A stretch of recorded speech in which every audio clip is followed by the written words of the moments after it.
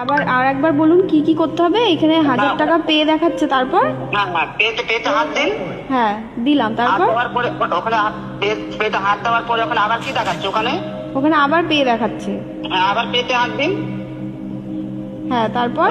তারপরে ওখানে পাসপোর্ট খুঁজবে, চেক ব্যালেন্স করার জন্য পাসপোর্ট খুঁজছে। হ্যাঁ। পাসপোর্ট দিন, পাসপোর্ট কি দিয়ে ডান করেন। পাসপোর্ট? পাসপোর্ট তো স্যার ফ্লাইটে দরকার হয়, এখানে তো কোনো পাসপোর্ট। না না, ওখানে চেক ব্যালেন্স করার জন্য পাসপোর্ট খুঁজছে ম্যাডাম। ওখানে আসবে পাসপোর্ট বলে তো কিছু হয় না দাদা। পাসপোর্ট তো আমি মানে যদি আমি এয়ারলাইনে কোথাও যাই তখন আমার পাসপোর্ট দরকার হয়, এখানে পাসপোর্ট আমি কেন দেবো? পাসপোর্ট নেই ম্যাডাম, ওখানে চেক ব্যালেন্স করার জন্য ওখানে এক পিন খুঁজছে। এক পিন যেটা আপনি ব্যালেন্স চেক করেন, সেই এক পিনটা খুঁজছেন তো? হ্যাঁ হ্যাঁ হ্যাঁ হ্যাঁ। হ্যাঁ, ওখানে এক পিনটা দেন, চেক ব্যালেন্স করার জন্য ওখানে পিন দেন। আচ্ছা, হ্যাঁ দিলাম।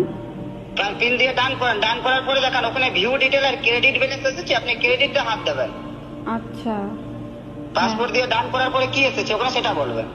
আচ্ছা বলছি দাদা, আপনি কত অবধি পড়াশোনা করেছেন? এটা ম্যাডাম, এটা পড়াশোনার কি কথা হচ্ছে বলেন? আপনি কত অবধি পড়াশোনা করেছেন? আপনার কি প্রবলেম হয়েছে ম্যাডাম বলবেন তাহলে তো। অ্যাটলিস্ট মানুষের সাথে ফ্রড করার জন্য আপনাকে তো একটু শিক্ষিত হতে হবে।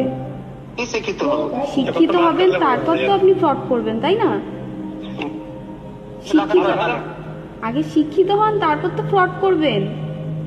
অশিক্ষিত হয়ে ফ্রড কিভাবে করবেন? তো আপনি নিজেই বোকা হয়ে যাবেন। আচ্ছা, আপনি ভুল জায়গায় কল করে ফেলেছেন দাদা। ঠিক আছে তাহলে রাখেন। দাঁড়ান না।